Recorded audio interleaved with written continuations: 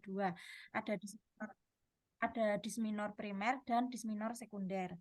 Nah, terus untuk di penata laksanaannya di pembahasan, di situ Mbak Miyuti hanya menyebutkan bahwa dilihat dari tanda gejalanya, pasien mengalami disminor.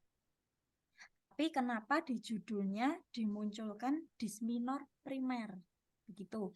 Padahal kalau Mbak Muyuti sekarang kerja di rumah sakit, sementara stase ini di PMB. Sementara untuk menentukan atau menegakkan diagnosa disminor primer atau disminor sekunder, PMB itu pasti akan kerjasama dengan dokter SPOG. Gitu. Itu untuk masukan. Jadi begitu pasien datang, pasien mengeluh nyeri haid, kita tidak bisa menegakkan diagnosa apakah itu pasien sudah ke disminor primer atau ke disminor sekunder. Nah, penata laksanaan sudah benar, yaitu kita melakukan KIE dan lain-lain. Kemudian jangan lupa kita di akhir KIE kita akan selalu menegaskan ini belum bisa kita disminor primer atau disminor sekunder kalau belum ada pemeriksaan lebih lanjut. Dalam artian pemeriksaan lebih lanjut bisa USG dengan dokter SPOG. Karena ketika USG dengan dokter SPOG itu nanti akan dilihat rahim dan lain-lain. Apakah rahimnya normal atau ada kista dan lain-lain. Karena beberapa kasus kalau remaja ada kista, disminor itu juga pas haid, waktu haid itu juga menyebabkan disminor. Seperti itu nggih Mbak Miyuti. Untuk masukannya mungkin disminor aja boleh gitu. Nanti untuk penata laksanaan selanjutnya mungkin kalau pasien masih mengalami nyeri yang berulang-ulang diarahkan untuk USG dengan dokter kandungan agar untuk menegakkan diagnosa apakah itu disminor primer atau disminor sekunder gitu. Terus Mbak Miyuti tadi waktu ditanya dengan Mbak Rena kewenangan bidan sampai mana, di situ Mbak Miyuti menyebutkan boleh diberikan pereda rasa nyeri. Nah, tadi memang benar untuk kewenangan bidan jika nyeri haid sampai mengganggu, kita boleh memberikan peredanya rasa nyeri. Cuma untuk di penata laksanaan ini belum dicantum, Mbak. Monggo dicek di ASKAP karena di ASKAP itu Mbak Miyuti baru menyebutkan untuk memberikan asam jawa saja. Kemudian untuk skala nyeri. Nah, dari Mbak menyinggung pertanyaan di Mbak Rena tadi, untuk skala nyeri, memang skala nyeri itu sudah ada tingkat-tingkatannya, tapi kita sebagai bidan, apalagi sudah mengambil profesi, kita harus belajar mengamati mimik muka pasien dan lain-lain, karena skala nyeri dari satu orang ke orang lain itu berbeda.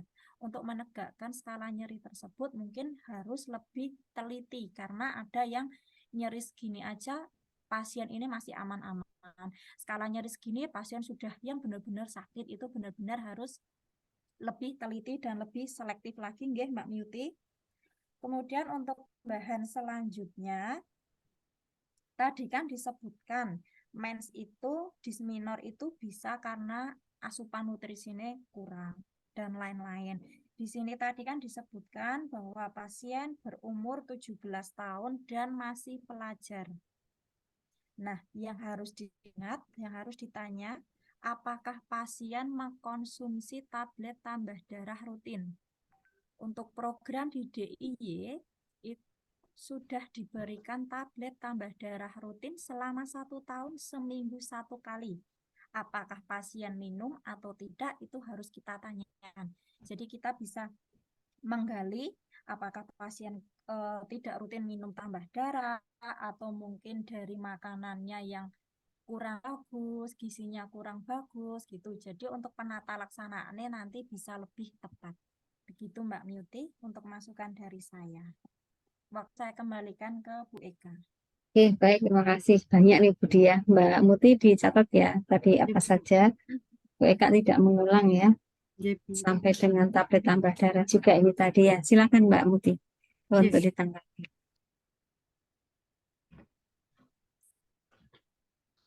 eh, tadi disampaikan bahwa di DIY itu sudah ada terapi untuk konsumsi tablet besi 1 tahun. eh, 1 tahun itu diberikan sehari 1 kali. Mohon maaf Bu Eka, memang eh, belum mendapatkan informasi untuk hal tersebut, dan ini kebetulan lupa menanyakan ke pasiennya untuk sudah konsumsi atau belum. Ini nanti bisa menjadi masukan untuk saya. Nanti pada saat melakukan koreksi pada pasien tersebut bisa saya tanyakan lagi. Lalu untuk masukan-masukan yang lain sudah saya catat, nanti saya perbaiki untuk laporannya.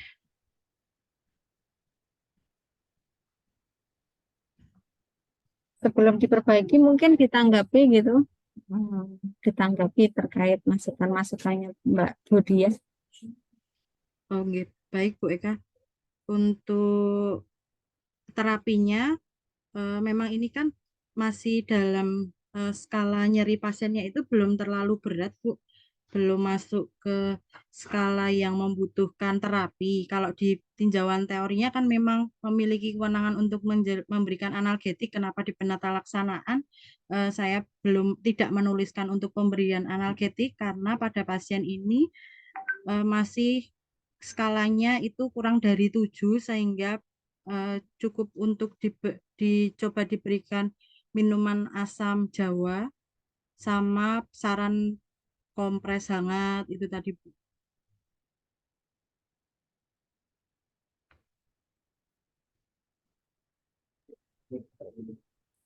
Ya, menawi Budia nanti ada yang mau ditanggapi boleh langsung nggih, Budia nggih, terkait respon dari Mbak Muti nggih, Budia.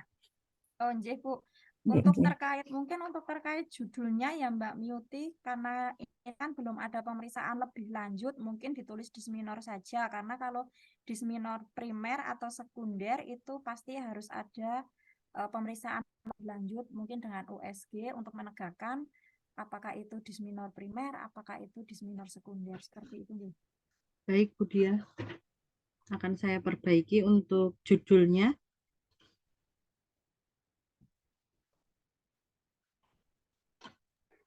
Ya, yang lainnya. Oke, lanjut Mbak Muti.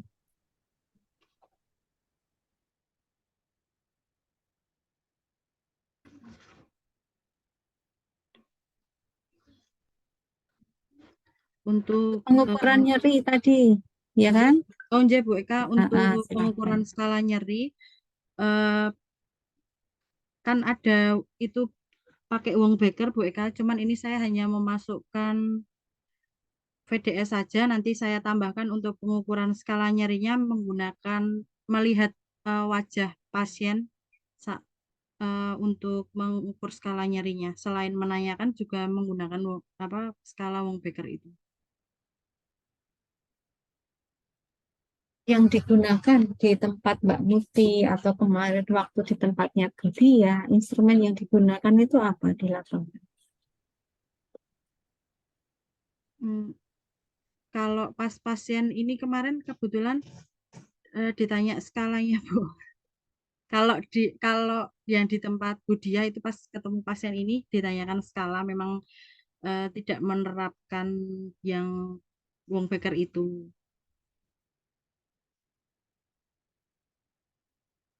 Kalau pengukuran nyeri di tempatnya Mbak Muti di rumah sakit ini dengan pakai apa?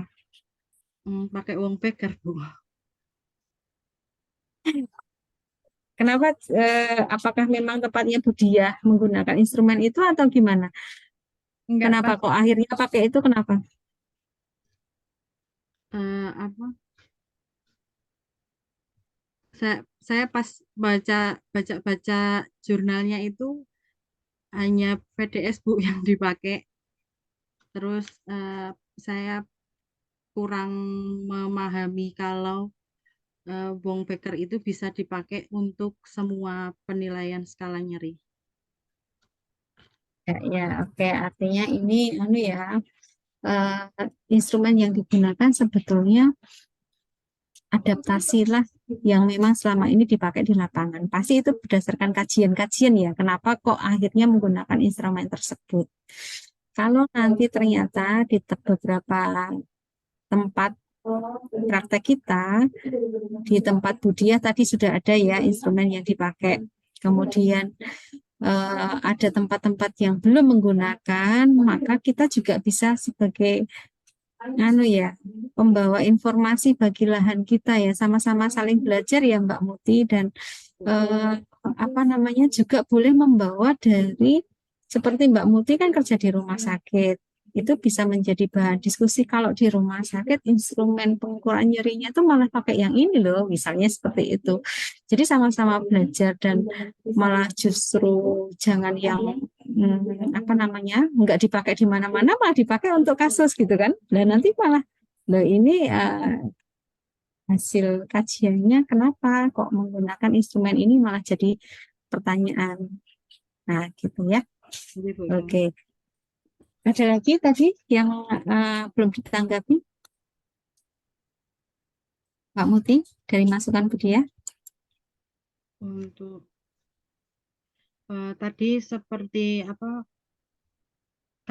di evaluasi pasien setelah mendapat KIE yang pertama, jika masih ada keluhan untuk bisa disarankan ke SPOG Bu untuk bisa tegak diagnosa ini disminornya primer atau sekunder, atau ada keluhan lain yang menyebabkan disminor itu tersebut.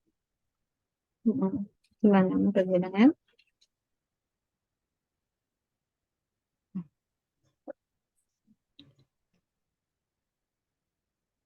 Oke, akan ditindaklanjuti oleh Mbak Muti.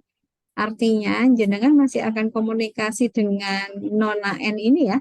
Iya Bu, untuk evaluasi pada siklus main berikutnya. Oke, ya baik. Bu Dia, ada yang mau ditanggapi kembali? Ya, sampun kita. Oke, baik, terima kasih. Saya lanjut ya Mbak Muti ya. Iya Bu. Sama-sama kita ucapkan selamat, Mbak Muti sudah berproses sampai di sesi ini.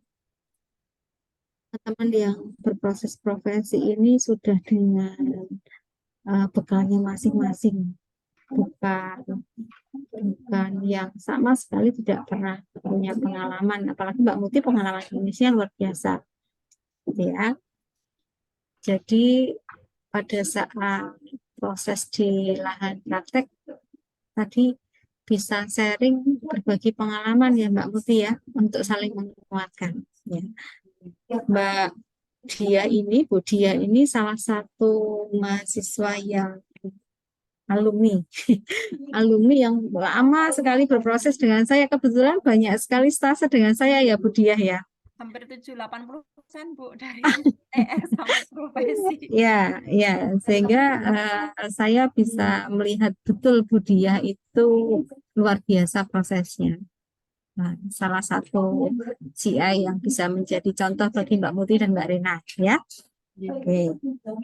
Terima kasih pendampingannya. Saya klarifikasi ke Mbak Muti untuk Nona A ini, Mbak Muti, artinya bertemu di sekolah, ada pendampingan ke sekolah yang melibatkan PMB, atau seperti apa nih pintu utak pertamanya bertemu dengan Nona A? Pasien tersebut datang Bu untuk periksa karena keluhannya dirasakan pada saat setiap kali haid itu. Jadi pasiennya memang periksa dan ingin konsultasi pada saat itu. Oke, bagus ya. Ada kesadaran untuk mencari tenaga kesehatan dengan kondisi yang dialami tadi ya. Jadi bukan di sekolah ya. Jadi bukan Bu Eka. Kalau saya lihat resum kasusnya di LK ya Mbak. Iya Bu. Di LK itu kan ada kajian, sebelum kajian teori mana nih? Apa tadi saya Kajian kasus. Kajian bab 2 itu ya. Iya.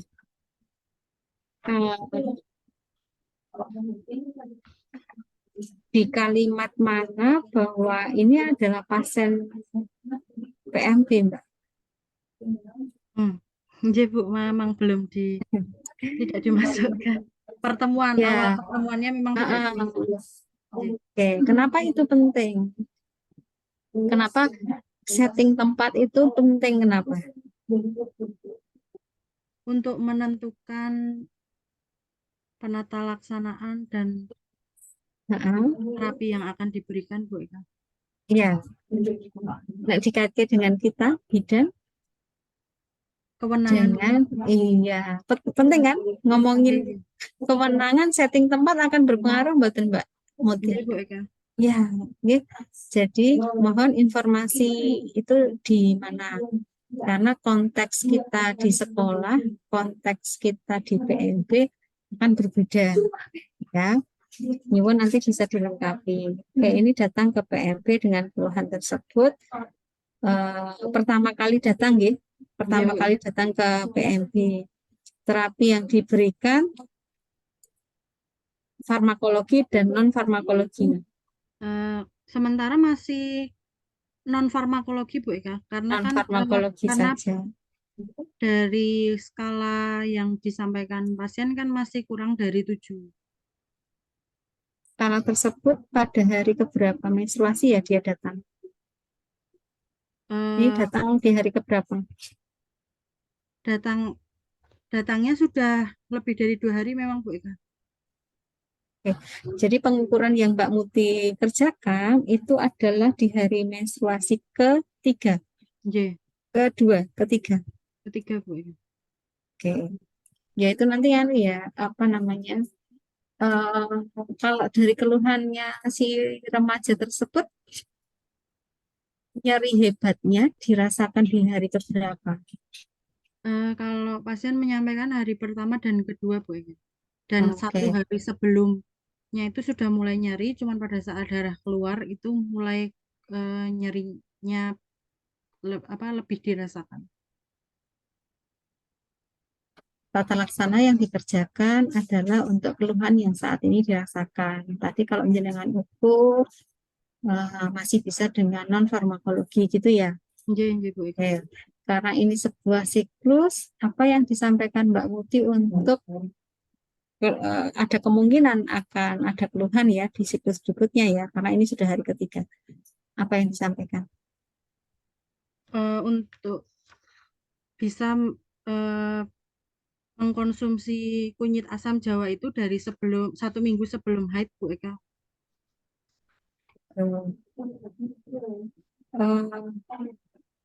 Dia sudah mendapatkan menstruasi berarti kurang lebih berapa tahun, Mbak? Ini kan menarsnya umur 12 tahun, berarti 5 tahun, Bu Eka. 5 tahun ini datang ke tenaga kesehatan baru sekarang ini. Ya, karena pasien menyampaikan keluhannya mulai dirasakan setelah jadi belakangan, Bu Eka, tidak dari awal pada saat menginjak kelas 3 ini. Menginjak kelas 3 SMA ya. Dari kajian yang jenengan ya, faktor penyebabnya selain soal hormonal ya, itu apa saja? Stres dan kelelahan karena kan pasien menyampaikan jarang istirahat, terus pulang sekolah masih membantu orang tuanya. Bantunya dalam hal? Nah, ini saya belum mendalami, Bu Eka. Hanya disampaikan sekolah dan membantu orang tua. Nek membantu ternyata sampai ubah-ubah, sampai semua pekerjaan ibu rumah tangga akhirnya dia yang handle. Saya besok harus penasaran Mbak Muti ya. Penasaran itu untuk sampai koyo ngopo kelelahannya, apakah faktor dari sisi sekolah, aktivitas sekolah yang kurang apa namanya sensitif terhadap kesehatan remaja, atau dari sisi rumah nih yang harus kita tindak lanjuti gitu ya. Dan ini pendampingan Mbak Muti kan belum berakhir. pasti akan Bu. ketemu lagi. Mudah-mudahan semakin baik lagi ketika si remaja tersebut juga bisa sudah diedukasi sama Mbak Muti bahwa bagaimana fisik kita itu ternyata banyak pengaruhnya, gitu kan? Oke. Banyak pengaruhnya dari apakah anak ini dengan status gizi yang baik. Oke. Status gizinya baik betul Mbak Muti? Kalau disampaikan oleh pasien itu baik Bu, sehari makan 3 kali, IMT-nya berapa? IMT-nya? IMT-nya 20,07 Oke, kategori normal. status gizi normal ya. Aktivitasnya, psikologisnya tadi ya. Oke. Ketika si anak memahami apa saja yang mempengaruhi kesehatanku, dia bisa antisipasi. Misalnya ternyata nih praduganya adalah stres, dia bisa coping terhadap stresnya. Caranya seperti apa? Kemana? Nah, ini pertanyaan berikutnya adalah sepertinya belum dikaji nih sama Mbak Muti sepertinya. Tapi sudah, wah keren. Apakah si remaja tersebut mengikuti aktivitas posyandu remaja yang ada? Belum Bu Eka, belum sampai ke situ pertanyaannya. Ya, apa senengnya? Kalau ada kesempatan ya, kesempatan ini kok kayaknya dongake remaja ini balik lagi dengan keluhan yang sama gitu ya. Apapun lah itu kesempatannya, entah jenengan follow up gitu ya, WA, Dek gimana sekarang kondisinya ya, harus sedikit demi sedikit memberikan masukan ke adik tersebut. Cobalah dikaji ya, yang paling dekat dan sekarang ini terus digalakkan kan adanya posyandu remaja, gitu. Nah, ada mboten di sana terlibat atau tidak? Edukasinya seperti apa? Harus komplit kan? Dari sisi keluarga juga harus bisa memfasilitasi, lingkungan juga iya, kan gitu. Coba dikasih sampai ke sana ya. Ya, nanti banyak tuh indikator-indikator ketika si anak, nah dia rutin kan ada KMS-nya juga tuh. KMS remaja kan juga ada ya. Jika memang belum, nggak apa-apa. Nanti disimpulkan sama Mbak Muti kondisi di lapangan seperti apa. Ternyata program yang sebetulnya bukan program baru, program lama juga ya. Tapi kok belum bisa menyentuh contoh remaja nih Mbak Muti ini. Kenapa? Faktor apa? Kalau program itu berhasil, salah satu permasalahan remaja putri diantaranya kan ya soal dysmenorrhea ini ya. Ya, dia dibiarkan berlanjut-lanjut, ya akan mempengaruhi produktivitasnya kan. Bahkan ada yang sampai harus bolos sekolah saking sakitnya. Itu kan juga akan mengurangi kualitas hidup remaja tersebut ya. Padahal antisipasi yang sudah dilakukan oleh pemerintah sampai di lini masyarakat yang terdekat oleh remaja tersebut ya posyandu remaja ini kok iso aku nanti mau bisa dikaji, nggak apa-apa, nggak harus ketemu, mungkin suruh datang lagi kok koyone susah ya, tapi Mbak Muti sambil ngobrol-ngobrol terlibat di kegiatan remaja di sekitar nggak sih? Oh terlibat, bagi bocah terlibat kok nggak pernah dengar. Coba digali untuk bisa ketemu memberikan masukan. Ya, ini mau tak bawa ke bukan hanya soal melulu hormonal penyebabnya apa gitu ya. Yang Budiah ya ternyata kan kalau yang itu kayaknya sudah diantisipasi oleh teman-teman, pasti sudah menguasai hormonal apa yang mempengaruhi kok bisa terjadi timbul rasa nyeri pada saat menstruasi dan seterusnya, itu kan mestinya harus dikuasai oleh teman-teman.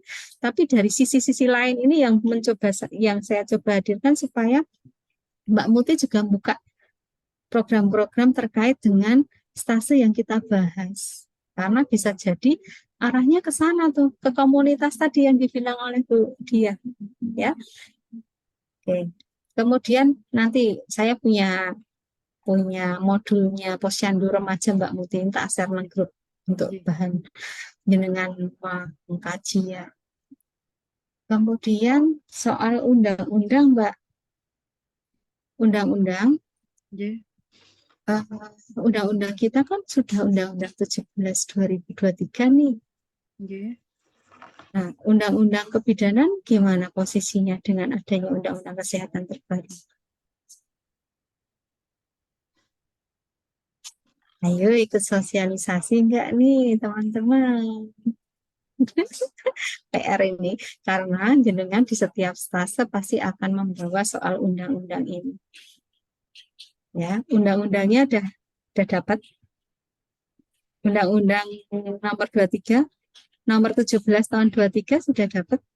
Belum Bu Eka. Undang-undang kesehatan, aduh, jangan jangan jangan ketinggalan ya, Nggih. belum terlambat nggak apa-apa. Nanti saya share sekaligus ya, sehingga paparan jenengan kaitannya dengan undang-undang juga akan diperbarui. Apakah undang-undang kebidanan masih berlaku dengan adanya undang-undang kesehatan tahun 23? Nggih. Ya, masih berlaku mboten?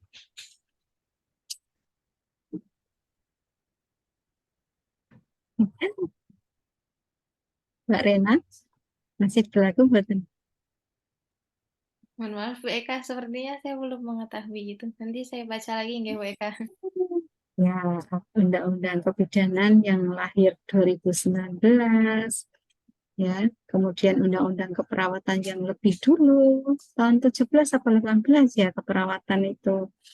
Nah, dengan adanya undang-undang kesehatan, apakah undang-undang kebidanan masih berlaku? Ya, nanti mohon dijawab dengan revisi pada laporan komplainnya ya, teman-teman ya. Nanti saya share undang-undang tersebut di grup kita. Oke. Sementara itu Mbak Muti, respon saya karena sudah jam 11 lebih ya, nanti nggak kebagian Mbak Rena untuk laporan apa namanya yang jurnal reading tadi ya. Nggih. Jurnal reading jenengan mengangkat kaitannya dengan dysmenorrhea primer kan ya? Ya. Ya Bu Eka. Ya, nanti sesuai dengan masukan Bu Budia untuk laporan kompre kan dysmenorrhea saja ya. Nanti minta tolong ketika jenengan akan menjadikan jurnal readingnya sebagai salah satu bahan diskusi di dalam laporan kompre, itu bisa didudukkan gitu. Artinya penelitian ini dalam konteks penelitian dysmenorrhea primer di mana responden penelitiannya dalam kondisi seperti apa-apa sebagai mereka yang memang didiagnosis dysmenorrhea primer. Sedangkan kasus yang jenengan pada kondisi dysmenorrhea, jadi jangan langsung dicampur tanpa ada penjelasan maksud saya. Nggih, Pasti baik. digunakan sebagai salah satu bahan untuk pembahasan toh di dalam laporan kompre. Ya enggak, harus ada linknya loh, jangan berdiri masing-masing. Hasil jurnal reading ini sebagai salah satu acuan di dalam tata laksana kasus nona A kan, ya enggak? Nggih. Ya, nanti karena si laporan komplain jenengan hanya dysmenorrhea, maka pada saat pembahasan nanti tolong tadi diberikan penjelasan sehingga posisinya akan jelas. Ya. Nggih, baik Bu Eka. Oke, terima kasih banyak karena keterbatasan waktu. Diskusi bisa kita gunakan momen yang lainnya, baik untuk ke Bu Diah ataupun ke Bu Eka. Ya. Nggih, baik Bu. Ya, baik. Selamat sekali lagi Mbak Muti, segera perbaikan, tidak usah menunggu lama supaya masih diingat apa yang menjadi masukan dari Bu Diah dan dari saya. Nggih, baik Bu Eka. Sukses terus Mbak Muti. Ya, amin. Terima kasih Bu Eka untuk masukannya. Bu Diah juga terima kasih untuk masukannya. Nanti segera akan saya perbaiki. Baik, baik. Terima kasih. Mbak Rena, kami persilahkan untuk presentasi untuk Mbak Muti. Mohon dapat mengikuti dengan ini ya, dengan baik dan nanti mohon tanggapannya. Silakan. Oke, baik Bu Eka, terima kasih atas waktu yang telah diberikan kepada saya. Saya izin share screen, nggih.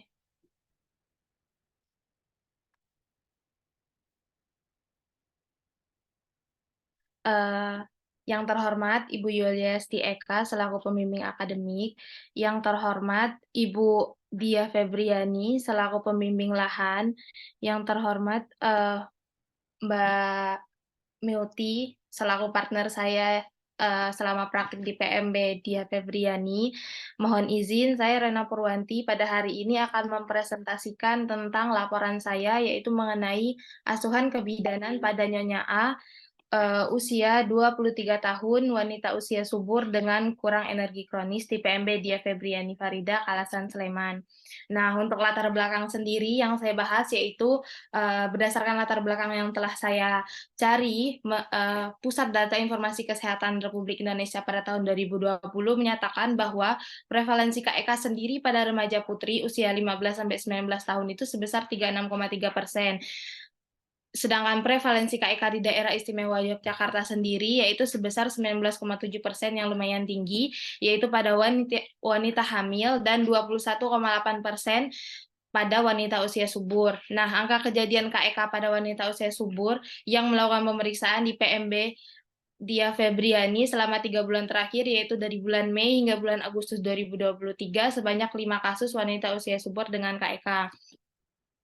Nah, untuk latar belakangnya sendiri, saya membahas di laporan saya, yaitu mengenai pada wanita usia subur status gizi merupakan hal yang sangat penting, karena pada saat perencanaan kehamilan, status gizi prakonsepsi itu akan mempengaruhi gizi pada saat hamil, sesuai dengan tujuan SDGs, yaitu non-kelaparan untuk mengakhiri segala bentuk malnutrisi, termasuk mencapai target internasional pada tahun 2025 untuk mengatasi kebutuhan gizi pada remaja perempuan, wanita hamil, dan menyusui, serta lansia. Nah, untuk faktor-faktor yang mempengaruhi KEK sendiri ada 2 macam, yaitu faktor internal dan juga faktor eksternal. Faktor internal itu dari dalam wanita itu sendiri, seperti individu atau keluarga, genetik, obstetrik, dan juga seks. Sedangkan faktor eksternal yang terdapat dari luar, yaitu gizi, obat-obatan, lingkungan, serta penyakit.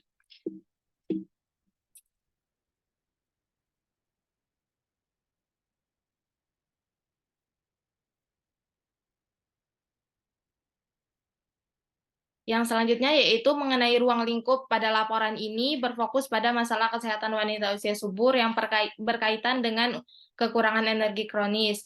Tujuan umumnya sendiri yaitu mengimplementasikan asuhan kebidanan sesuai dengan perencanaan kehamilan sehat dengan kurang energi kronis. Tujuan khususnya sesuai dengan manajemen Varney, yaitu dapat melakukan pengkajian data, dapat menentukan diagnosa masalah dan kebutuhan, dapat melakukan analisa kebidanan, dapat melakukan antisipasi kebutuhan dan tindakan segera, dapat melakukan penyusunan rencana asuhan kebidanan, dapat melaksanakan tindakan asuhan kebidanan, dapat melakukan evaluasi terhadap tindakan yang telah direncanakan, dan juga melakukan dokumentasi kebidanan.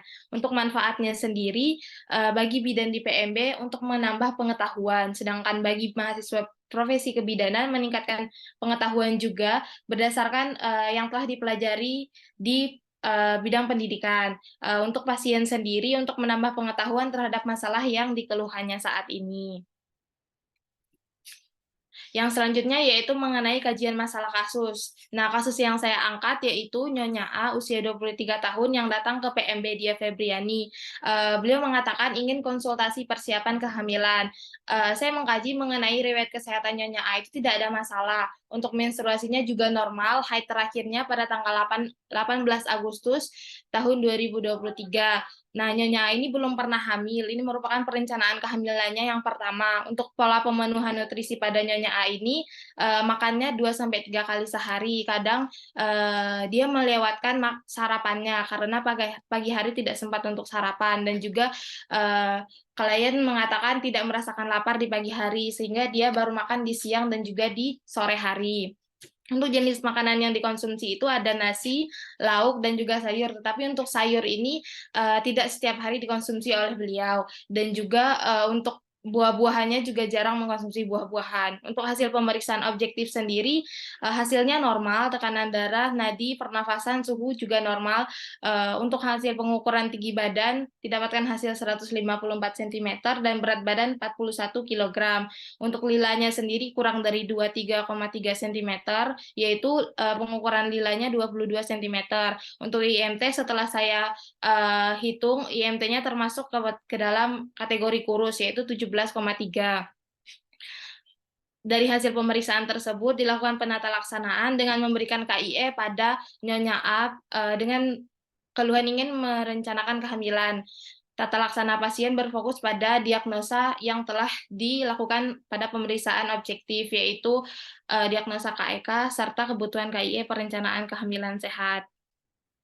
Yang selanjutnya yaitu kajian teori, membahas tentang prakonsepsi dan KEK. Nah, prakonsepsi sendiri merupakan perencanaan kehamilan berkeluarga yang optimal melalui perencanaan kehamilan yang aman, sehat, dan juga diinginkan, dan merupakan salah satu faktor penting dalam upaya menurunkan angka kematian maternal. Sedangkan KEK sendiri merupakan kondisi ketika seseorang tersebut mengalami gizi yang berlangsung lama. Pembahasan mengenai KEK yaitu ada indikator KEK, etiologi KEK, dampak, patofisiologi, tanda dan gejala, penata laksanaan, serta tugas dan wewenang bidan terhadap KEK. Nah, untuk indikator KEK sendiri, yaitu yang digunakan melalui pengukuran antropometri, yaitu ukuran lila kurang dari 3,5 cm. Untuk etiologinya sendiri, KEK itu merupakan akibat dari faktor lingkungan dan faktor manusia yang didukung oleh kekurangan asupan zat-zat gizi, sehingga simpanan zat gizi yang ada pada tubuh itu digunakan untuk memenuhi kebutuhan. Nah, untuk dampak dari KEK sendiri itu merasa letih, kesemutan, muka tampak pucat, kesulitan sewaktu melahirkan, serta air susu yang keluar tidak cukup untuk memenuhi kebutuhan bayi. Untuk dampak selanjutnya yaitu janin yang dikandung itu bisa keguguran dan juga bisa menyebabkan berat badan lahir rendah. Selanjutnya yaitu patofisiologi dari KEK sendiri. Awalnya terjadi ketidakcukupan zat gizi, selanjutnya berlanjut terjadi kemerosotan jaringan yang ditandai dengan penurunan berat badan pada klien, yang selanjutnya yaitu terjadi perubahan biokimia yang dapat dideteksi dengan pemeriksaan laboratorium. Selanjutnya setelah perubahan biokimia, terjadi perubahan fungsi yang ditandai dengan tanda yang khas. Yang terakhir yaitu terjadi perubahan anatomi yang dapat dilihat dari munculnya tanda klasik. Untuk tanda dan gejala sendiri yaitu klien merasakan lelah yang datang terus-menerus, merasa kesemutan, wajah pucat dan tidak bugar, sangat kurus, dan mengalami penurunan berat badan. Untuk penata laksanaan sendiri sesuai dengan kewenangan bidan, yaitu edukasi untuk pemenuhan gizi dilihat dari penyebab kekurangan gizi pada pasien. Nah, tugas dan kewenangan bidannya sendiri sesuai dengan Permenkes nomor 28 tahun 2017 tentang izin dan penyelenggaraan praktik bidan menyebutkan bahwa bidan berwenang dalam penyuluhan dan memberikan konseling pelayanan kesehatan reproduksi dan keluarga berencana. Dan selanjutnya yaitu mengenai pembahasan, ada pengkajian. Yang pertama pengkajian berdasarkan data subjektif. Nah, berdasarkan data subjektif yang saya fokuskan yaitu mengenai jenis makanan yang dikonsumsi oleh klien belum lengkap, yaitu nasi, kadang sayur, lauk, dan jarang mengkonsumsi buah-buahan. Nah, berdasarkan anjuran yang diberikan oleh Menteri Kesehatan Republik Indonesia nomor 41 tahun 2014, yaitu tentang pedoman gizi seimbang, bahwa berdasarkan WHO secara umum menganjurkan untuk mengkonsumsi sayuran dan buah-buahan. Untuk pengkajian data objektifnya itu dilakukan pemeriksaan untuk menegakkan analisa, yaitu pengukuran lila, didapatkan hasil 22 cm. Menurut Kusnianingrum pada tahun 2023, seseorang tersebut dikatakan menderita KEK apabila lingkar lengan atasnya kurang dari 23,5 cm. Nah, berdasarkan data subjektif dan data objektif tersebut, ditegakkan diagnosa bahwa Nyonya A sendiri usia 23 tahun, wanita usia subur dengan KEK. Untuk diagnosa potensial yang terdapat terjadi pada kasus ini adalah anemia, Kebutuhan yang diperlukan yaitu KIE tentang masalah yang dialami Nyonya A saat ini, yaitu KEK, memberikan KIE pemenuhan gizi seimbang, KIE perilaku hidup bersih dan sehat, serta KIE kesehatan reproduksi dan konsumsi vitamin untuk mempersiapkan kehamilan. Yang selanjutnya yaitu pembahasan mengenai penata laksanaan yang dilakukan pada saat pengkajian. Yaitu yang pertama dilakukan pada kasus ini pemberian edukasi sesuai dengan permasalahan yang didapatkan dari pengkajian sebagai bentuk upaya promotif yang dilakukan oleh bidan, edukasi mengenai penanganan KEK, mengenai dampak-dampak KEK dan faktor risiko KEK. Selain itu juga upaya promotif dalam kasus ini, bidan juga melakukan salah satu kewajiban sebagai bidan, diantaranya yaitu memberikan informasi-informasi terkait hasil pemeriksaan subjektif maupun objektif tadi. Yang ketiga yaitu keterampilan klinis dalam praktik bidan yang terdiri dari kemampuan memberikan pelayanan tanggap budaya dalam upaya promosi kesehatan reproduksi pada wanita usia subur. Nah, untuk kesimpulan pada laporan ini, sesuai manajemen Varney, yaitu mahasiswa mampu melakukan pengkajian data secara subjektif dan objektif, mahasiswa mampu menentukan diagnosa masalah dan kebutuhan berdasarkan data tersebut, mahasiswa juga dapat melakukan analisa kebidanan, dapat melakukan antisipasi kebutuhan dan tindakan segera, tapi untuk kasus ini tidak ada antisipasi dan kebutuhan segera. Selanjutnya yaitu dapat melakukan penyusunan rencana asuhan kebidanan, dapat melakukan asuhan kebidanan berdasarkan rencana yang telah disusun, dapat melakukan evaluasi berdasarkan penata laksanaan yang telah dilakukan, dan juga dapat melakukan dokumentasi terhadap kasus Nyonya A dengan KEK. Nah, untuk sarannya sendiri yaitu bagi bidan di PMB diharapkan untuk mempertahankan kualitas pelayanan yang telah diberikan. Bagi mahasiswa profesi yaitu untuk menerapkan pengetahuan tata laksana kasus wanita usia subur dengan KEK dalam memberikan asuhan kebidanan. Sedangkan bagi pasiennya sendiri dapat menyebarluaskan KIE mengenai KEK dan juga penata laksanaan sederhana yang telah diberikan. Untuk daftar pustaka yang saya ambil dari laporan saya yaitu ada yang tertera seperti yang tertera di layar PPT. Selanjutnya yaitu jurnal reading yang saya ambil mengenai efektivitas pemberian susu UHT terhadap ibu hamil kekurangan energi kronis atau KEK trimester 1 di Puskesmas Batu Betumpang tahun 2022. Untuk latar belakang dari jurnal reading ini membahas tentang KEK.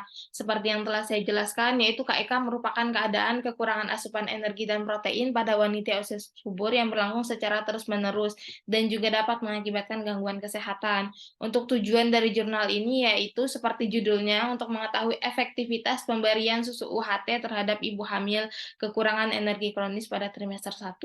Metodenya menggunakan metode kuasi eksperimen dengan sampel 15 orang ibu hamil KEK. Analisisnya yaitu menggunakan uji Piret t-test atau dependent t-test. Untuk hasil yang ditemukan pada jurnal ini yaitu rata-rata lila responden sebelum diberikan susu UHT itu 22,73 cm dengan standar deviasi 0,45 dan rata-rata lila responden setelah diberikan susu UHT itu mengalami peningkatan yaitu sebesar 23,13 cm dengan standar deviasi 0,51. Nah, hasil uji t-test ini ditemukan ada perbedaan signifikan antara lila responden sebelum dan sesudah, sehingga ada sehingga susu UHT efektif terhadap ibu hamil trimester 3 dengan p-value 0,009. Selanjutnya yaitu telaah jurnal berdasarkan deskripsi bukti. Ada 5 poin yang disampaikan. Paparannya mengenai pemberian susu UHT efektif dalam meningkatkan status gizi pada wanita KEK. Untuk outcome atau hasilnya yaitu pemberian susu UHT itu selama 15 hari pada ibu hamil dengan KEK terbukti efektif meningkatkan status gizi berdasarkan pengukuran lila yang telah dilakukan. Untuk desain pada penelitian ini yaitu kuasi eksperimen, populasinya seluruh ibu hamil KEK di Puskesmas Batu Betumpang pada tahun 2022. Untuk temuan utamanya, pemberian susu UHT selama 15 hari efektif meningkatkan status gizi KEK. Yang selanjutnya yaitu mengenai validitas internal, pertimbangan mengenai penjelasan non-kausal. Pada penelitian ini tidak terdapat bias observasi, tetapi penelitian ini dipengaruhi oleh variabel confounding atau variabel lain, berupa makanan yang dimakan oleh responden setiap harinya. Yang selanjutnya yaitu pada penelitian ini tidak terdapat tabel yang menunjukkan adanya nilai confidence interval, sehingga tidak dapat diketahui apakah dipengaruhi oleh change atau tidak. Untuk selanjutnya yaitu validitas internal, pertimbangan gambaran positif, hubungan kausal. Hubungan waktu pada studi ini dapat dibuktikan dilihat dari awal pemberian susu AHT. Setelah 15 hari terjadi peningkatan pada ukuran lilanya. Selanjutnya yaitu ada pengaruh yang kuat pada pemberian susu UHT pada ibu hamil KEK. Pada penelitian ini juga menunjukkan adanya dosis respon serta konsistensi dalam studi ini tidak diketahui. Nah, dalam penelitian ini juga tidak terdapat spesifitas. Untuk validitas eksternal generalisasi hasil ke populasi, penelitian ini tidak dapat diaplikasikan ke populasi eligible dan juga populasi sumber karena penelitian ini hanya dapat diaplikasikan pada populasi yang memiliki karakteristik yang sama yaitu seperti wanita yang KEK. Nah, untuk perbandingan hasil studi dengan bukti lain, hasil studi ini konsisten pada penelitian lain. Dilihat dari pembahasan-pembahasannya yang ditunjang oleh jurnal-jurnal sebelumnya. Dan juga tidak ada bukti yang menunjukkan spesifitas dari hasil studi ini. Nah, pada penelitian ini juga mencantumkan plausibilitas dalam hal mekanisme biologi, tetapi efek koheren tidak dapat dibuktikan pada penelitian ini. Untuk kesimpulan dan saran pada penelitian ini yaitu kesimpulannya sendiri susu UHT efektif pada ibu hamil KEK dengan pemberian susu UHT 250 ml sebanyak 2 kotak selama 5 hari. Nah, kandungan gizi yang terdapat di dalam susu ini diantaranya adalah protein dan lemak yang memiliki kecernaan yang tinggi bagi tubuh serta kandungan mineral, vitamin dan mineral yang relatif lengkap dibandingkan susu bubuk. Nah, sarannya yaitu perlunya penambahan variabel lain yang dapat mempengaruhi peningkatan ukuran lila pada ibu hamil, seperti makan makanan yang sehari-hari dikonsumsi untuk meningkatkan ukuran lila. Baik, mungkin itu saja yang bisa saya sampaikan. Waktu dan tempat saya kembalikan kepada Bu Eka dan Bu Dia.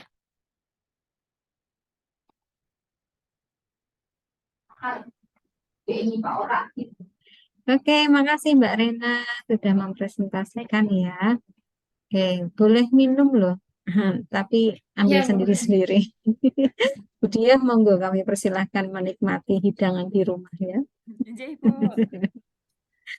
Oke, untuk diskusi yang pertama kami berikan kepada Mbak Muti. Mohon koreksi, masukan, dan sekaligus pertanyaan ya.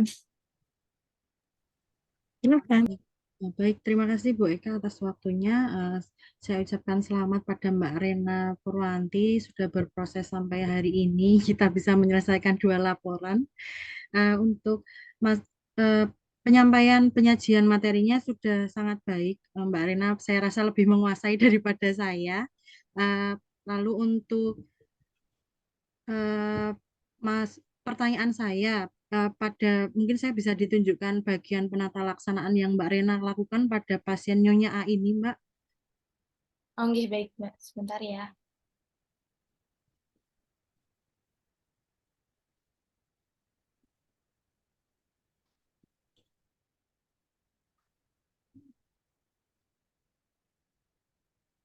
Eh, pada penata laksanaannya ini, Mbak, kan di Mbak Rena mengambil jurnal readingnya tentang susu UHT ya, Mbak ya. Oke, Eh, betul. Susu UHT dapat membantu meningkatkan ukuran lila pada ibu hamil, tapi ya kalau kasusnya kan ini WUS ya, Mbak ya. Iya. Nggih. Eh, baik Mbak Rena, dari jurnal reading yang Mbak Rena sampaikan itu Mbak Rena berikan, apakah Mbak Rena berencana memberikan edukasi ke pasien untuk eh, menggunakan penelitian tersebut yang susu UHT menambah ukuran lila? Terus selanjutnya adalah Mbak Rena apakah ada rencana untuk mendampingi WUS tersebut mungkin eh, apa namanya untuk agar lilanya itu naik, apakah Mbak Rena berencana untuk mendampingi atau Mm-mm. mungkin ada eh, wewenang dari wewenang bidan selain memberikan KIE pada WUS. WUS ini kan kasus yang diambil Mbak Rena ini kan untuk mempersiapkan kehamilan ya. Eh, Berarti kan memang benar-benar harus ada perbaikan gizi agar ukuran lilanya naik karena kan kek ini sangat berpengaruh pada persiapan kehamilan itu karena akan berdampak pada ibu hamilnya sendiri maupun keturunannya. Nah, terus upayanya gimana Mbak Rena biar selain edukasi, kalau cuma edukasi mungkin ya ada yang masuk, ada yang enggak ya. Eh, Maksudnya rencana ke depannya Mbak Rena bagaimana? Mungkin seperti itu. Lalu sama ya yang saya ketahui terkait ini kan Mbak Rena bilang susu UHT ya. Susu UHT-nya itu tidak disampaikan manis atau yang plain ya Mbak, karena yang dibutuhkan gulanya atau lemaknya kan tidak disampaikan ya. Setahu saya mengkonsumsi susu pada ibu hamil ya mungkin lemaknya yang dibutuhkan untuk menaikkan ukuran lila. Cuman di sisi lain, kalau UHT yang dipakai itu yang manis juga akan menimbulkan dampak lain selain mungkin Kak lilanya ukurannya naik, berat badan ibunya naik, tapi nanti apakah tidak dampak ke gula, jika gulanya naik akan bisa menyebabkan berat badan ibunya melonjak banyak, terus berdampak ke hipertensi kehamilan karena terlalu banyak naik berat badan. Mungkin eh, bisa disampaikan Mbak Rena rencana ke depannya selain apa kayak sepertinya belum disampaikan saran seperti apa selain makan makanan bergizi kayak gitu untuk mengatasi lilanya.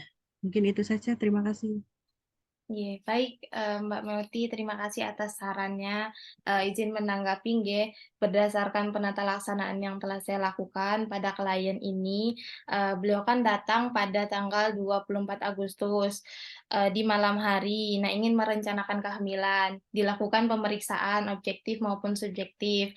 Nah, setelah dilakukan pemeriksaan objektif, beliau dikatakan wanita usia subur dengan KEK karena lilanya kurang dari 22 cm. Nah, selanjutnya saya melakukan penata laksanaan. Yang pertama yaitu menyebutkan faktor-faktor penyebab KEK dan juga dampak KEK apabila ibu tersebut nanti hamil atau pengen merencanakan kehamilan. Nah, saya yang pertama yaitu edukasi sesuai dengan Permenkes yang telah saya jelaskan pada pinjaman teori tadi, sesuai dengan wewenang bidan, seperti mengkonsumsi gizi seimbang, yaitu konsumsi makanannya sesuai dengan isi piringku, mengkonsumsi 5 kelompok pangan. Untuk klien sendiri kan hanya mengkonsumsi nasi, lauk pauk, dan juga kadang sayur. Jarang sekali untuk mengkonsumsi buah-buahan. Sesuai dengan Permenkes yang telah saya jelaskan sebelumnya, bahwa sebenarnya pemenuhan gizi seimbang itu harus sesuai dengan isi piringku, yang artinya di dalam isi piringku itu terdapat makanan pokok, lauk pauk, sayuran, dan juga buah-buahan, dan juga membatasi konsumsi gula garam. Karena takutnya seperti yang telah dijelaskan Mbak tadi, takutnya terjadi kelonjakan berat badan yang sangat tinggi dan juga meningkatkan resiko-risiko diabetes dan segala macam. Nah, untuk konseling yang selanjutnya untuk susu UHT ini saya jelaskan sesuai dengan jurnal reading yang saya ambil, yang mana susu UHT ini merupakan susu yang plain, tidak ada rasanya, susu ultramilk yang ukurannya 250 ml dan juga dikonsumsi selama 15 hari seperti itu. Karena juga susu UHT ini setelah saya baca di jurnal reading ini, kalau susu UHT yang tidak ada rasanya itu kandungan gulanya lebih rendah dan juga terdapat protein dan lemak yang memiliki pencernaan tinggi bagi tubuh serta kandungan vitamin dan mineral yang relatif lebih lengkap. Sehingga saya berani menyarankan kepada ibu KEK tersebut untuk mengkonsumsi susu UHT tersebut. Nah, untuk rencana yang akan saya lakukan, ibu tersebut kan datang di tanggal 24 Agustus. Nah, saya melakukan evaluasi ulang pada 15 hari sesudahnya. Sesuai dengan jurnal tersebut kan dilakukan evaluasi selama 15 hari kemudian, dan untuk lilanya mengalami peningkatan pada jurnal tersebut. Nah, berdasarkan pengkajian saya pada tanggal 24 Agustus itu saya menyarankan klien untuk kunjungan ulang 15 hari kemudian, yaitu pada tanggal 8 September kemarin. Dan saya melakukan pengukuran lilanya dari 22 cm meningkat menjadi 23 cm dan mengalami peningkatan karena setelah saya lakukan evaluasi dan saya tanya setiap harinya, ibunya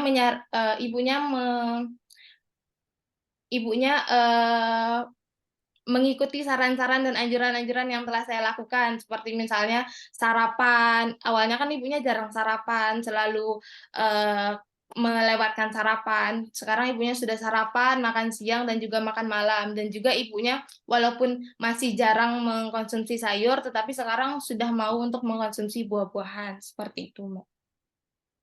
Oke, baik.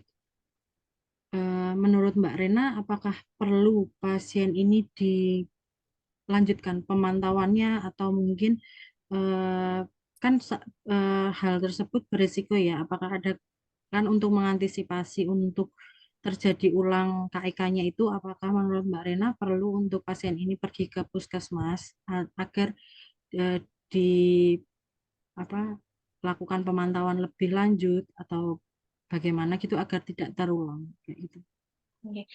Menurut saya ya Mbak, untuk selanjutnya perlu pemantauan lebih lanjut karena berdasarkan kewenangan bidan hanya mengedukasi dan juga menyarankan saran-saran berdasarkan ilmu-ilmu yang telah didapatkan. Nah, untuk selanjutnya bisa berkonsultasi dengan pihak gizi, yaitu bisa datang ke puskesmas sendiri, sehingga di puskesmas tersebut ada bidan dan ada tenaga kesehatan gizi agar bisa mengatasi masalah yang dialami oleh klien tersebut. Baik, Seperti itu, Mbak. baik. Sudah cukup, penjelasannya cukup jelas. Mungkin itu saja Bu Eka. Budia, saya kembalikan waktunya. Oke, baik. Terima kasih, Mbak. Oke, baik. Terima kasih Mbak Muti untuk sumbang saran dan diskusinya ya. Kita lanjutkan Mbak Rena. Kita akan mendengarkan masukan arahan dari Budia ke Mbak Rena. Nggih, monggo Budia. Matur suwun Bu Eka atas waktunya. Sebelumnya selamat ya Mbak Nam sudah menyelesaikan 2 stase 701 dan 702. Untuk kasus yang diambil bagus ya Mbak ya, prakonsumsi dengan KIK. Nah, untuk yang perlu saya konfirmasi pertama, ini berarti Nyonya A kan umur 23 tahun, sudah menikah. Ini harus disebutkan dulu Mbak, menikahnya itu sudah berapa lama? Apakah baru atau nikah sudah lama, umpamanya sudah setahun atau sudah 6 bulan gitu. Nanti penata laksanaannya akan berbeda gitu. Kalau nikah awal ya penata laksananya akan benar seperti ini, tapi begitu pasien nikahnya sudah, oh saya nikahnya sudah 1 tahun yang lalu Mbak, tapi saya belum hamil, makanya saya pengen tahu ini perencanaan kehamilan sehat itu seperti apa. Nah itu nanti akan berbeda penata laksanaannya, begitu nggih? Terus untuk yang selanjutnya, tadi Mbak Rena menjelaskan tentang dampak KIK. Nah, ini saya ingin menanyakan Mbak, kenapa wanita usia subur itu tidak boleh KIK? Atau untuk persiapan kehamilan, kenapa atau si ibu ini itu tidak boleh KIK? Memangnya kalau KIK itu nanti kenapa untuk di dampak kehamilannya itu akan seperti apa? Itu. Terus tadi untuk yang selanjutnya Mbak Rena sudah menjelaskan, kalau sudah menjelaskan tentang dampak KEK, mungkin apakah ada penekanan dalam artian penekanan konselingnya, karena ada beberapa pasien yang hanya mendengarkan saja, tapi begitu sampai rumah selang beberapa hari, beberapa minggu, sudah bosan kalau kita nggak penekanan. Dalam artian penekanan, ini ibu masuk kategori KEK, harus dilakukan, diberikan terapi ini makan harus gini. Kalaupun tidak nanti Bu efeknya akan seperti ini. Terkadang pasien memang harus ada penekanan untuk kasus-kasus tertentu ya Mbak Rena ya. Untuk selanjutnya contoh makanan. Nah, tadi Mbak Rena menyebutkan untuk memberikan gizi seimbang isi piringku. Nah, kalau isi piringku, kemudian tadi Mbak Rena juga di jurnal readingnya memasukkan untuk minum susu UHT sehari paling enggak 2 kali. Nah, sebelum minum susu UHT, alangkah lebih baiknya di pengkajian itu sosial ekonominya kita lihat dulu Mbak Rena seperti apa di sosial ekonomi. Karena memang ada beberapa ibu, beberapa keluarga itu yang daripada tinggal tuku susu, mending tinggal tuku beras. Begitu nggih. Jadi setelah Mbak Rena nanti mengkaji sosial ekonominya seperti apa, otomatis Mbak Rena akan bisa memberikan contoh gizi seimbang yang sesuai dengan sosial ekonomi si pasien tersebut, karena sosial ekonomi itu akan menentukan konseling yang kita berikan. Tiwas Mbak Rena belum mengkaji tentang sosial ekonomi, diberikan konseling, oh ya Bu harus minum susu ini ya, makan daging-daging ini. Sementara yang ngapunten itu pun harganya juga lumayan. Kalau orang agak pingket pedesaan pasti mereka memikirkan daripada tinggu tuku susu, daripada tinggu tuku iki, nggo tuku lawuh sego wis, tinggu tuku nasi wis wareg gitu ya Mbak Rena ya. Ibu. Nah, terus menyinggung dari pertanyaannya Mbak Miuti tadi untuk kunjungan ulang. Di sini Mbak Rena menganjurkan pasien untuk kunjungan ulang 15 hari lagi sesuai jurnal untuk diukur lilanya. Hasilnya bagaimana Mbak? Apakah sudah naik dalam 15 hari atau belum? Tuh. Terus tadi Mbak Smeyoti juga menyinggung untuk konseling gizi ke petugas gizi. Nah, itu yang ingin saya tanyakan, kapan si pasien ini harus pergi ke puskesmas untuk observasi lebih lanjutnya. Gitu nggih, Mbak Rena nggih?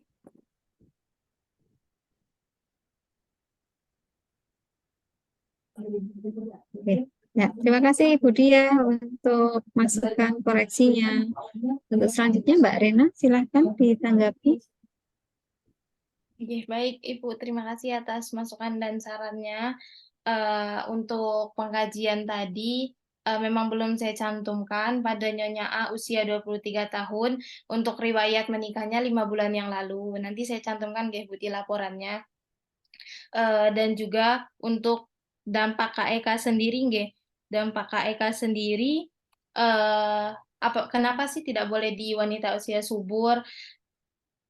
Yaitu dampak KEK sendiri pada wanita usia subur jika dia merencanakan kehamilan. Nah, kalau KEK kan merupakan kekurangan energi yang sudah lama atau sudah menaun.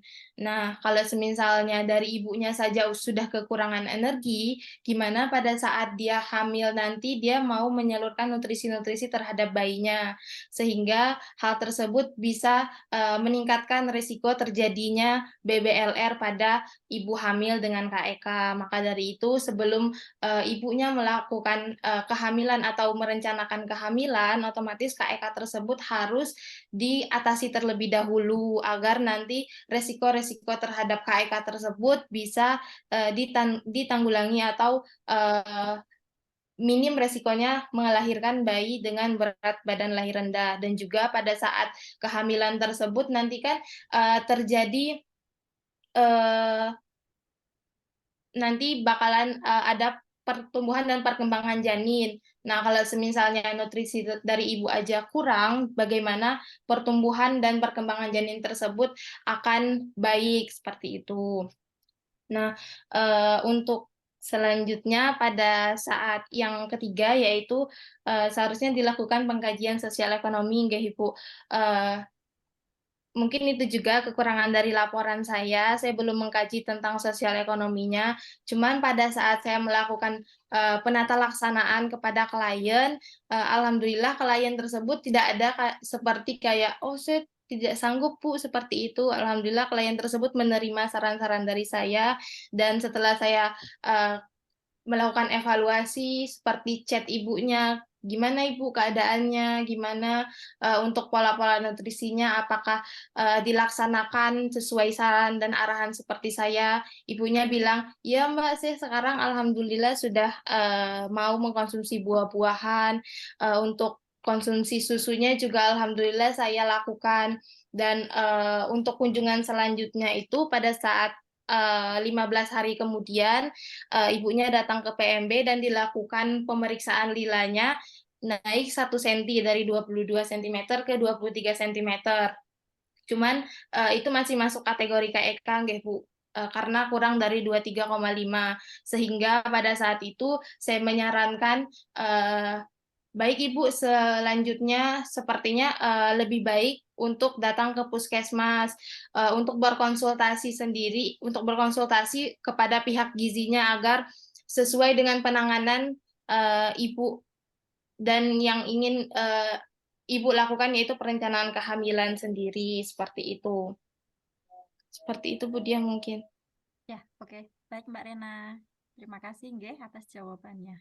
Monggo Ibu, saya kembalikan ke Bu Eka nggih. Terima kasih Bu Dia. Sudah cukup Bu Dia, tidak ditambah lagi.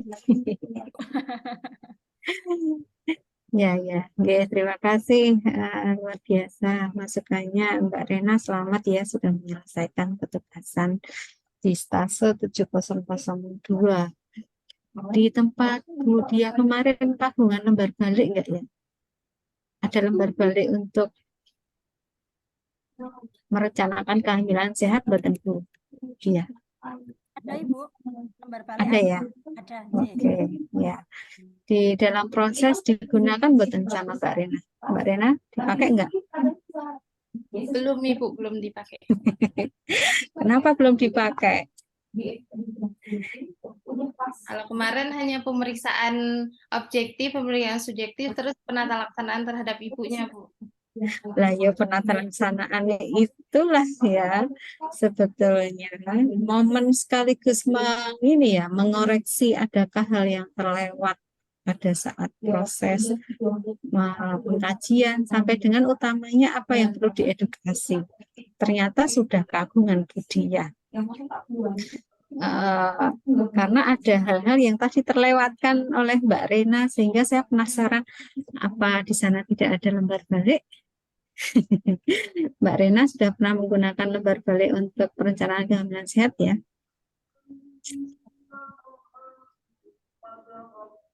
Sudah ya Mbak? Sudah Ibu. Sudah pernah ya? Oke, tadi menjadi pertanyaan kan di kajian kasus lagi ajan ya? Oke Iya, deh, Ibu. kita break dulu deh, Mbak Rena. Maaf ya, kita break dulu. Setelah ajan kita bisa mulai lagi. Nanti dikabari Bu Eka ya. Iya, sampun Bu Eka sudah selesai. Sudah selesai. Nggak telat merespon ajannya. Ya. Tadi menjadi salah satu masukan Bu Dia di kajian kasus itu belum terbaca, belum tertuang pas ibu ini, wanita usia subur ini menikah sudah berapa lama gitu. Ya, kalau belum menikah kok ditulis nyonya, ini pasti sudah menikah gitu kan. Menikahnya berapa lama gitu. Berapa lama Mbak? Selama 5 bulan yang lalu Ibu, yaitu di bulan 5 Maret. bulan. Oke, 5 bulan yang lalu kan belum lama-lama amat ya. Ibu ini mengikuti program El-Simil Mbak? El-Simil sudah pernah dengar toh Mbak? Gimana Bu Eka? El-Simil. El-Simil, oh yang aplikasi itu nggak Bu? Tidak hanya soal aplikasinya ya, itu kan sebuah proses pendampingan ya. Pendampingan yang dijaring bahkan ini maaf muslim atau non muslim? Muslim Ibu. Nah, muslim yang program LC miliki cikal bakalnya dari Kementerian Agama bersama BKKBN ya sebagai salah satu prasyarat untuk menikah kan ikut program ini ya. Sudah mengikuti Bu pada saat Jatim kemarin. Oke. Ya. Terus apa yang terjadi kalau sudah mengikuti berarti sudah ada pendampingan untuk ibu tersebut. Gimana ceritanya? Harusnya sudah ada pendampingan nggih Bu, cuman kemungkinan pada saat pelaku melakukan LC Mil itu karena lagi riuh juga pelaksanaan untuk pernikahannya, kemungkinan ibunya tidak terlalu mendengarkan pada saat pelaksanaan LC meal tersebut. Tuh, ya. Jadi melakukan Ya, lagi ke bidannya. kan tidak hanya satu momen ya. Bu Diah juga sebagai TPK mboten. J Jenengan tim PPK. ya, Bu Diah TPK, Bu Eka juga TPK. Artinya aktivitas kami itu tidak hanya satu kali momen, Mbak Rena. Ya, dan kita sangat fleksibel dengan aplikasi tersebut, pendampingannya bahkan nggak harus selalu tatap muka, Yeah. sangat sesuai kebutuhan orang. Kita juga bisa apa jenenge Mbak, chat-chatan lewat Itu bisa. aplikasi itu juga gitu loh Mbak Rena. Nah, kajian jenengan dengan hal tersebut sejauh mana dia sudah ikut di LCMIL nggak? Yang di LCMIL seperti apa? Sudah direspon belum sama pendampingnya Ibu? Kan mesti tertangkap nih permasalahan-permasalahan apa mana naik KEK ini nanti ujung-ujungnya kan ke stunting ya. Ini kan program besar juga untuk mengatasi menurunkan kejadian stunting juga kan Mbak Rena ya. Gimana hasil kajian evaluasi jenengan? Untuk kajian itu, saya belum mengkaji tentang aplikasi LC Meal-nya, Ibu. Gimana, hanya saja pada saat itu saya bertanya, udah mengikuti LC Meal apa belum? Terus ibunya sudah, bilang sudah kayak gitu. Terus saya mengkaji lebih dalam lagi apa saja yang didapatkan pada saat pengkajian LC Meal gitu, Bu Eka. Ya, oke. Ini salah satu permasalahan ya yang tadi kalau Mbak Muti kaitannya anak posyandu remaja, kalau jenengan karena permasalahan yang sering kita hadapi itu pemerintah nggak tinggal diam, ya kan? Buktinya ada berbagai program yang berjalan. Minta tolong supaya kita juga akan semakin apa namanya termotivasi untuk membuka kaitannya dengan tupoksi kita, kewenangan kita di soal komunitas ya. Lagi-lagi saya jadi concernnya ke sana nih sekarang kalau mendampingi teman-teman bukan lagi pertanyaan saya soal mekanismenya, patofisiologinya, oke, saya anggap itu mestinya sudah lulus ya. Tapi bagaimana kita memperhatikan program-program yang ada, termasuk juga mengevaluasi kan bukan hanya untuk soal uji kompetensi ya, ini juga menjadi masukan bagi kita semua. Hampir mungkin 50% lebih bidan itu juga terlibat menjadi seorang tim pendamping keluarga, menjadi bukti baik temuannya Mbak Rena ya kan, dengan yang langsung terjun ketemu dengan sasaran. Kita bicara soal LC Meal sekarang, LC Meal sudah diketahui, sudah digunakan, tapi tujuan utama adanya LC Meal kok belum bisa didapatkan ya pada klien yang jenengan. Kendalanya di mana gitu, bisa menjadi salah satu bahasan dan masukan untuk kita semua Mbak Rena di dalam laporan jenengan ya. Jadi nanti belum terlambat untuk digali lebih lanjut. Nah, sekarang posisinya Mbak Rena ya, artinya gini, tadi kalau TPK-nya Ibu siapa sih gitu ya. Kita bahkan bisa memberikan masukan lewat Budiah kan, Budiah ada forumnya tuh, TPK kami di bawah kendali, di bawah pembinaan puskesmasnya sesuai dengan kami masing-masing tuh. Nanti menjadi masukan, bukan berarti selalu di bawah ya si klien ini binaannya Budiah, belum tentu karena bidannya kan banyak, ada bidan, ada kader, ada satu lagi kenapa Budiah satu lagi kan bidan, kader, satu lagi kan 3 ya. Iya Bu, saya juga mana lupa. Apa jenenge ya yang kaitannya dengan KB itu.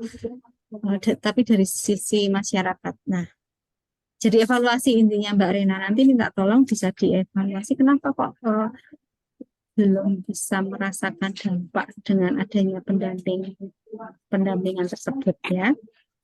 Oke, sekarang kembali ke kasusnya jenengan. Sebelum ketemu Mbak Rena, klien tersebut apakah sudah mengetahui bahwa status gizinya ini termasuk status gizi kurus? Belum, Ibu.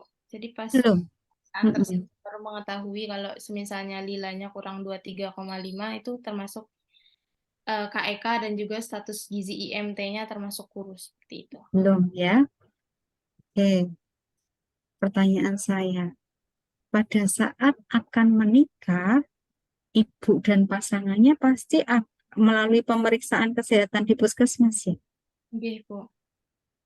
Di sana status gizi seseorang itu diukur nggak? Seharusnya diukur, Ibu, pada saat pemeriksaan dan pada saat imunisasi Ya, capim. oke. Dikaji nggak sama Mbak Rena, Bu, waktu kemarin mau menikah, kan Ibu ke puskesmas. Apa saja yang diperiksa? Informasi apa saja yang Ibu dapatkan kaitannya dengan kesehatan Ibu? Apa? Belum dikaji, Bu Eka. Nah, ini adik-adik yang cantik ini nggak penasaran ini. Jadi, berpikir kritisnya belum lulus ya. Bagaimana jika kita kuliah lagi untuk berpikir kritis? Ini bagian dari berpikir kritis. Jadi, kita ketika ketemu itu pokoknya bikin penasaran ya. Harus tertarik dengan kasus ini. Bagaimana tertariknya? Itu dibuat pertanyaan-pertanyaan ya. Mestinya kalau ada informasi, oh, kalau ibu waktu pemeriksaan tersebut, waktu capim ke puskesmas, sudah diinformasikan apa kendala yang ibu temui sehingga nggak bisa melakukan apa yang sudah diedukasi. Atau sebaliknya, dilakukan pemeriksaan, ya, tapi nggak ada informasi lebih lanjut. Hanya dikasih tahu status gizinya kok kurus. Wes, kitanya nakesnya berhenti sampai di situ, tidak ada konseling dan seterusnya. Ya, termasuk juga si Elsinul tadi. Oh, dia sudah masuk di situ, kenapa? Kalau banyak ibu-ibu seperti kasusnya Mbak Rena dibiarkan terus, ya sudah, program yang menghabiskan banyak uang itu ya akan sia-sia. Ya enggak? Iya, Ibu. Permasalahan tadi ya, itu sudah ada programnya semua. Tapi kenapa kok tidak teratasi dengan baik? Nah, cari Mbak Rena jenengan sebagai bidan profesi, justru di sini kesempatan untuk mencari akar permasalahan. Syukur-syukur jenengan menghadirkan suatu inovasi tata laksana berdasarkan evidence base, berdasarkan penelitian yang didapatkan, yang dipelajari. Ini loh penelitian yang sudah terbukti, jenengan buktikan pada kasusmu, diamati, di follow up dan berhasil. Itulah yang harapan kami tuh, dengan penasaran berbagai macam Anda menemukan jawabannya, ya, memprediksikan, oh ini loh harusnya tuh seperti ini. Itu yang kami harapkan dari teman-teman profesi. Ya, mau nanti ke depan lebih ini lagi ya, lebih tertantang dengan segala pertanyaan yang ada gitu. Nggak apa-apa, ini momen pertama, jadi mungkin sedang penyesuaian ya, tapi kami berharap penyesuaiannya cukup sekali saja. Nanti di berikut-berikutnya mohon bisa semakin baik lagi. Umumnya pembimbing itu nggak banyak berubah, supaya kami bisa mengukur perkembangan seseorang, bahwa oh dari stase ini ada perkembangan gitu ya. Harapannya tadi kalau jenengan menemukan ada kendala, kita bukannya mau menyalahkan, bukan, tapi justru kalau saya seperti itu, saya akan memperbaiki mulai dari diri saya sendiri gitu. Oh ternyata kalau saya tata laksananya seperti itu, seperti kasus klien saya, bisa jadi loh berikutnya ya masalah KEK nggak akan pernah berhenti, kan gitu ya. Nah, yang berikutnya Mbak, kalau dugaan Anda dari data yang ada, sisi ekonomi tidak mempengaruhi ya, bukan mempengaruhi status gizi klienmu ini ya, Iya. bukan ya. Oke, pradugamu adalah soal Soal kemalasan apa soal pengetahuan ya, Pak? Sepertinya soal pengetahuan nih, Bu. Soal pengetahuan bahwa sarapan itu adalah hal yang penting gitu ya. Ya, Ya. dan juga konsumsi makanan yang seharusnya dikonsumsi itu belum dikonsumsi sama klien. Ya, gizi seimbang, kemudian soal tadi ya, bahwa sarapan itu hal yang penting, bahkan dia juga akan merusak organ utama kita ke depan. Kalau dibiarkan terus, dia pasti punya kecenderungan untuk terkena diabetes mellitus misalnya, ya kan? Dengan cara hidup dia seperti itu. Nah, kenapa Mbak Rena tertarik ambil jurnalnya yang tadi susu UHT tadi, tapi bukan yang kaitannya dengan prediksi utama jenengan sebagai faktor risiko terjadinya KEK pada klien? Karena pada saat saya melakukan pengkajian, saya menduga oh ibunya ini kurang nutrisi, jadi saya pengen mencari datanya untuk memenuhi nutrisi ibunya. Nah, salah satu yang saya dapatkan yaitu nutrisinya seperti pemberian susu UHT seperti itu, Bu Eka. Ya, oke, alasannya itu. Padahal gizi seimbangnya aja belum ya, bukan hanya soal susu ya. Oke deh, nanti ketika memilih jurnal dengan model-model seperti punya Mbak Rena, pilihlah kaitannya dengan prediksimu faktor risiko utama terjadinya kasus KEK contohnya di sini ya, pada kasus ini. Karena kalau secara teori kan banyak, tapi begitu kita adaptasikan dengan klien yang kita hadapi akan berbeda-beda. Nah, dengan bisa memprediksikan setelah mengkaji, akan bisa memprediksikan bahwa kasus ini kayaknya faktor utamanya adalah ini deh. Nah, faktor utama yang Anda temukan itu sebagai kata kunci untuk mencari jurnal. Ya, ketika mencari jurnal, baca jurnal sebanyak-banyaknya, kemudian cari jurnal yang terbukti efektif untuk tata laksana kasus. Kalau ini ya paling efektif untuk KEK itu seperti apa? Dengan faktor risiko yang sama. Jadi karakteristik si responden penelitian dengan faktor risiko klienmu itu punya kemiripan. Ketika punya kemiripan, jenengan adaptasikan sebagai bagian tata kelola kasus. Ketika mengadaptasikan evidence base dengan penata laksanaan, jangan lupa minta izin kepada pembimbing ya bahwa ini ada intervensi yang terbukti. Ketika itu hal baru di lahan praktekmu, jangan lupa apakah ini bisa saya bawa untuk memberikan asuhan pada kasus KEK yang ini gitu. Kemudian akan di follow up terus kan, di follow up. Follow up-nya seperti apa? Kerjakan seperti yang penelitian tadi. Ya.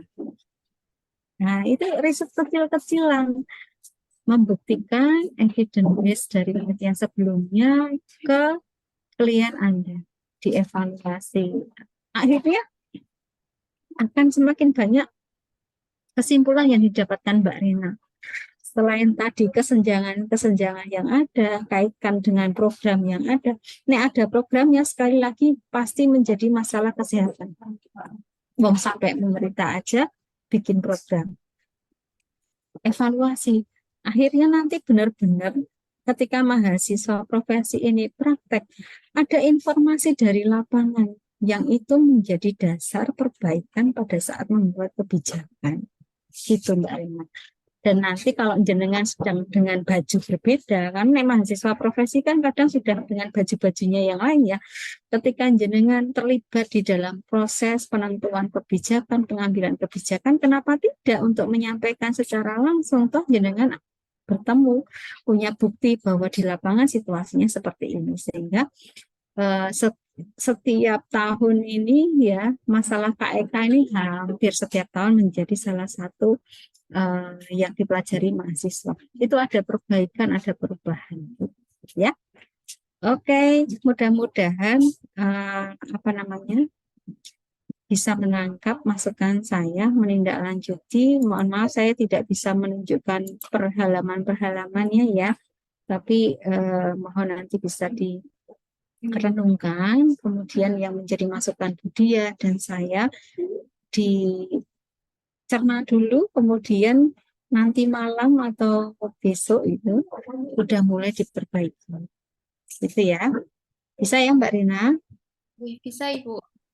Oke. Ya, kajian-kajiannya, kemudian apa namanya, faktor utama yang penting untuk menyiapkan itu ketika jenengan tadi dikaitkan dengan komentar saya saat lembar balik, ya, itu kan sudah poin-poin utama yang perlu difokuskan untuk menyiapkan ibu ini. Dari sisi umur, beliau sudah masuk kategori sehat belum? Sudah, Bu. Sudah Oke. bagus untuk kehamilan. Oke, ya. Perencanaan kehamilan itu kan soal kesiapan fisik, ya kan, Mbak? Kesiapan fisik dari sisi umur, kesehatannya, status gizinya, secara mental. Kemudian dikaitkan dengan kemudahan mencapai vaskes. Ya, dia tinggal di mana? Kayaknya nek wilayah DIY mah untuk mencapai vaskes mah nggak ada yang punya kendala ya. Kemudian kesiapan finansial, dukungan suami gimana, dukungan keluarga bagaimana, lingkungan masyarakat seperti apa, lingkungan juga kondisinya seperti apa. Oke.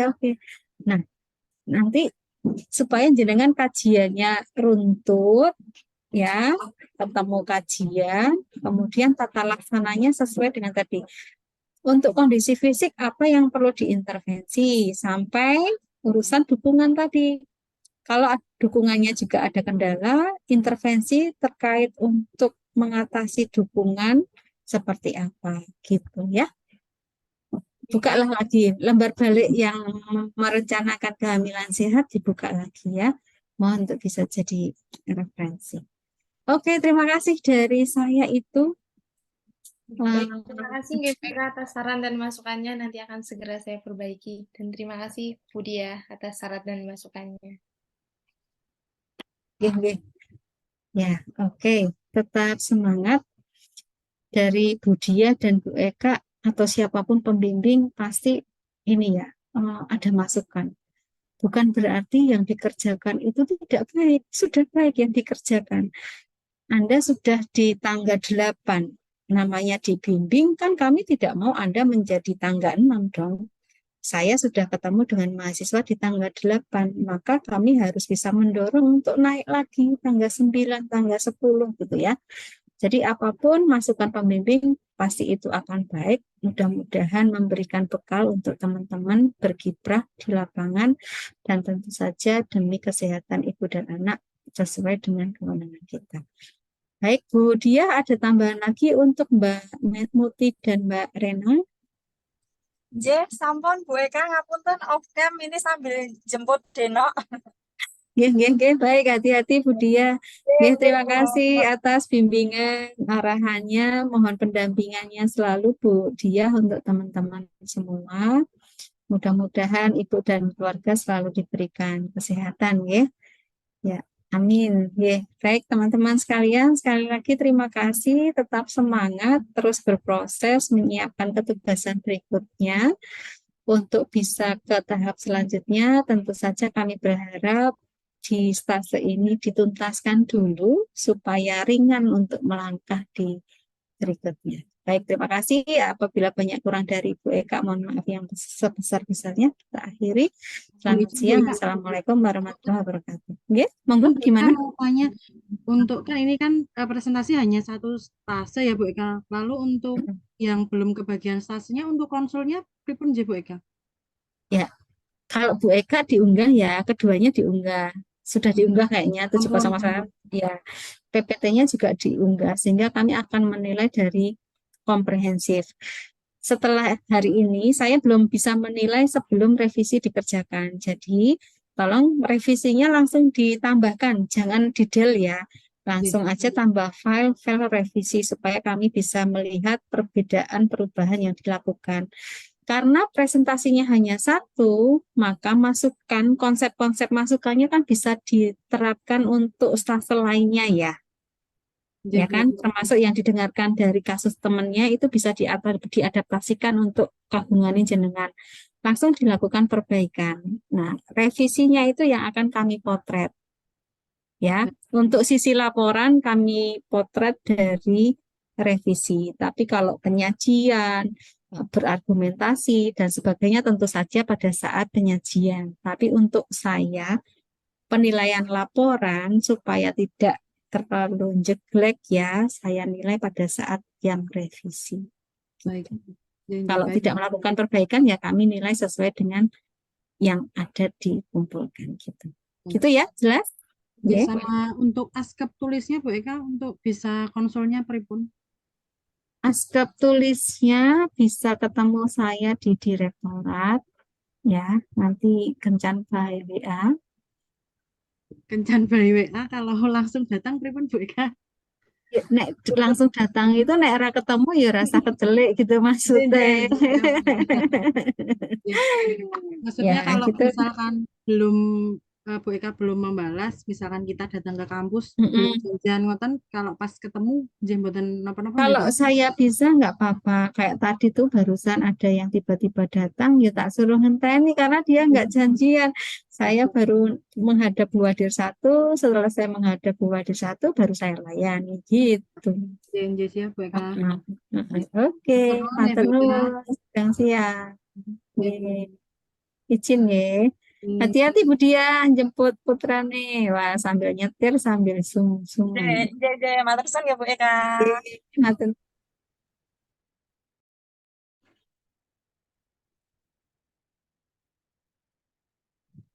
Mbak, Keren. emang konsul konsul askepnya kapan?